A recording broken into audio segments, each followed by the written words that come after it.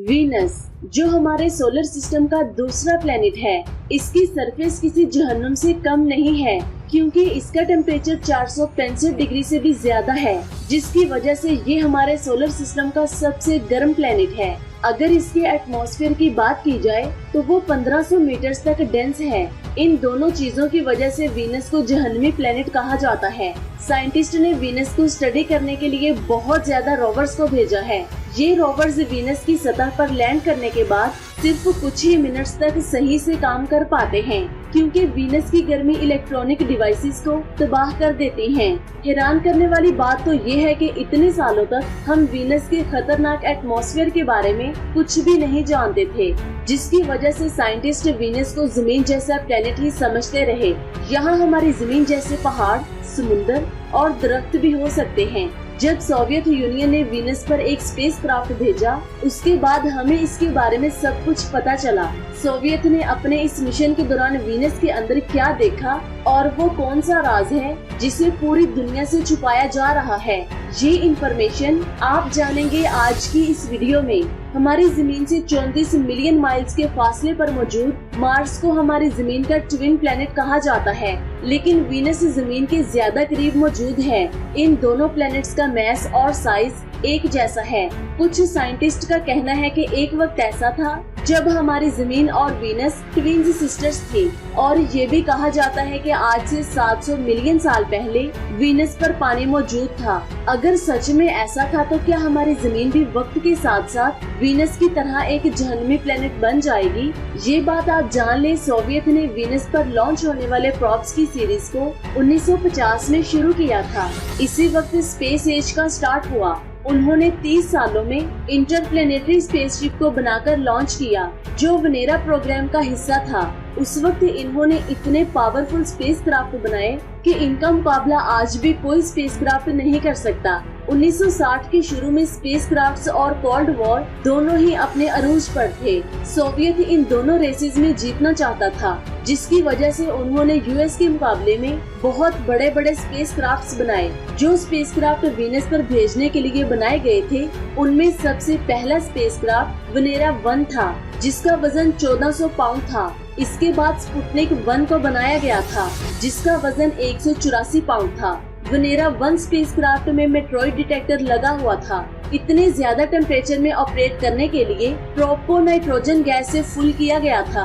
Venus पर जाने के लिए जो पहला प्रोब बनाया गया था, वो सिर्फ जमीन के ऑर्बिट तक जाने की सलाहियत रखता था। इसके बाद फरवरी 1961 को दूसरे स्पेसक्राफ्ट को लॉन्च किया गया, जो वीनस तक जाने में कामयाब न हो सका।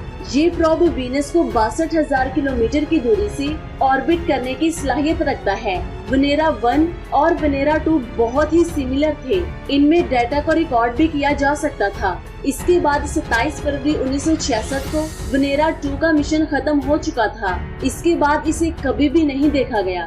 साइंटिस्ट का कहना है कि हो सकता है कि वेनेरा 2 के हाई टेम्परेचर की वजह से टुकड़े हो गए हों, लेकिन इस बात का कोई भी सबूत नहीं है। इसके बाद वेनेरा सीरीज में 4 और स्पेसक्राफ्ट्स को बनाया गया, जिनमें वेनेरा 3, 4, 5 और वेनेरा 6 शामिल हैं। इन स्पेसक्राफ्ट की मदद से सोवियत वीनस के एटमॉस्फेयर को डिटेल से स्टडी करना चाहता था। इन चारों स्पेसक्राफ्ट का वजन 1000 पाउंड के बराबर था। इन सब में बहुत ज्यादा इंस्ट्रूमेंट्स का इस्तेमाल किया गया था। इसके अलावा डिटेक्टेबल पार्ट्स भी मौजूद थे, जिन्हें डिसेंट मॉड्यूल कहा जाता है।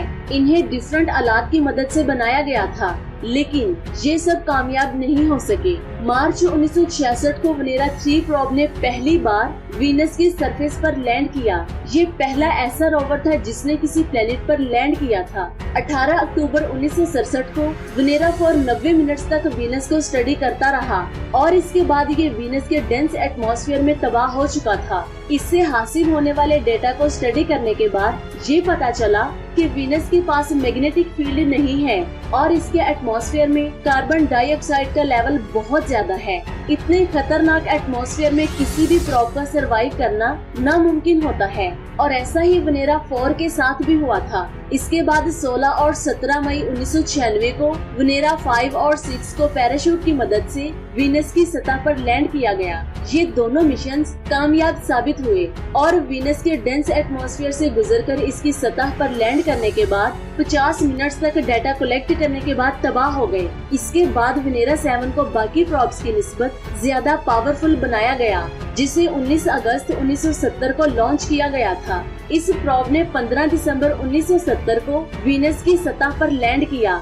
लेकिन लैंड करने से पहले इस प्रॉब का पैराशूट टूट गया, जिसकी वजह से इसे बहुत तेजी से लैंड करना पड़ा। जैसे ही इसने लैंड किया तो साइंटिस्ट को लगा कि पैराशूट तबाह हो चुका है, लेकिन कुछ टाइम के बाद उसने वीनस से डेटा को भेजना शुरू कर दिया। जैसे ही कोई स्पेसक्राफ्ट वीनस के एटमॉस्फेयर में दाखिल होता है तो उसे 465 डिग्री टेम्परेचर को बर्दाश्त करना पड़ता है और इसकी सरफेस का प्रेशर 92 बार के करीब होता है। ये प्रेशर इतना ज्यादा होता है जितना समुद्र की 900 मील की गहराई में होता है। वेनेरा 7 के तबाह होने के बाद वेनेरा 8 को लॉन्च किया गया। इसने वीनस की सरफेस पर होश उड़ा देने वाली डिस्कवरीज की। वेनेरा 8 वीनस पर लैंड करने वाला सबसे कामयाब प्रोब था। 27 मार्च 1972 को वेनेरा 8 को वीनस के ऑर्बिट में लॉन्च किया गया, जिसे वीनस की सरफेस को स्टडी करना था। ये प्रोब 118 दिनों तक वीनस को ऑर्बिट करता रहा। इसके बाद इसने वीनस की सरफेस पर लैंड किया। वेनेरा 7 के डाटा से पता चला कि वीनस की सरफेस में 97% कार्बन डाइऑक्साइड मौजूद है। इस बात को वेनेरा 8 ने भी साबित कर दिया। इतने गर्म एटमॉस्फेयर से ये बात क्लियर हो चुकी थी कि वीनस पर कहीं भी पानी नहीं हो सकता और न ही कोई इंसान यहाँ पर रह सकता है। वेनेरा 7 ने यहाँ पर जितनी भी मेजरमेंट्स की हैं, उन सबको वेनेरा 8 ने सही साबित किया, क्योंकि इसने वीनस की सरफेस पर बहुत स्मूथली लैंड किया था, जिसकी वजह से यहाँ बहुत ही अजीब डिस्कवरीज की गई। स्पेसक्राफ्ट ने आसमान में बहुत ही बुलंदी पर बादलों को डिटेक्ट किया। साइंटिस्ट का कहना है कि ये बिल्कुल ऐसे ही बादल थे जैसे हमारी जमीन पर होते हैं।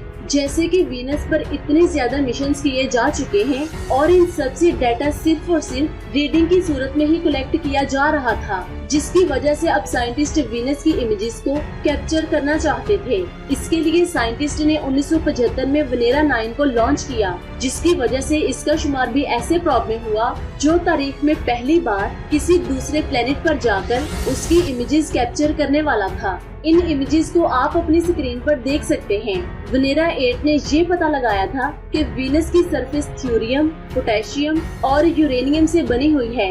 ये ऐसे एलिमेंट्स हैं जो हमारी जमीन पर मौजूद स्टोन्स में पाए जाते हैं। इसके बाद सोवियत ने वेनेरा 9 से वेनेरा 12 तक मिशंस लॉन्च किए, जिन्होंने पहली बार हमें किसी ऐसे प्लेनेट से मुतारिफ करवाया जो किसी जहन्नुम से कम नहीं था। शायद सोवियत यूनियन कोल्ड वॉर हार चुका हो, लेकिन वीनस को सबसे पहले एक्सप्लोर करने वाला दुनिया का सबसे पहला मुल्क है। तो ये थी आज की अमेजिंग वीडियो। आपको कैसी लगी नीचे कमेंट्स करके जरूर बताएं। अपना बहुत सारा ख्याल रखें, दुआओं में याद रखें। अल्लाह हाफिज।